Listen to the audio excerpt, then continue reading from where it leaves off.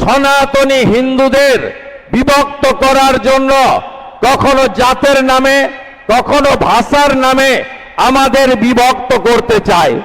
কিন্তু আপনি মমতা বন্দ্যোপাধ্যায় বা তৃণমূল কংগ্রেসকে কখনো বলতে শুনবেন না যে আমডাঙ্গার মুসলমানরা তারা বাংলাতে কথা বলে, টিটাগড়ের মুসলমানরা হিন্দিতে কথা বলে। তাই এবারের নির্বাচনে ভাষার নামে, জাতের নামে যারা ভারতীয় সংস্কৃতি, সনাতন সংস্কৃতিকে আমরা রক্ষা করতে চাই, তারা ঐক্যবদ্ধ থাকবো, বিভক্ত হব না। পশ্চিমবঙ্গকে গ্রেটার বাংলাদেশ হতে দেব না, পশ্চিমবঙ্গকে জেহাদিদের হাতে যেতে দেব না, পশ্চিমবঙ্গকে মৌলবাদীদের হাতে যেতে দেব না, পশ্চিমবঙ্গকে জামাতিদের হাতে যেতে দেব না।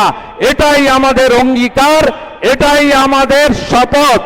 তাই মোদের নেতার নাম নরেন্দ্র মোদী, আমাদের প্রতীক পদ্ম, জয় আমাদের লক্ষ্য, পরিবর্তন আমাদের সংকল্প।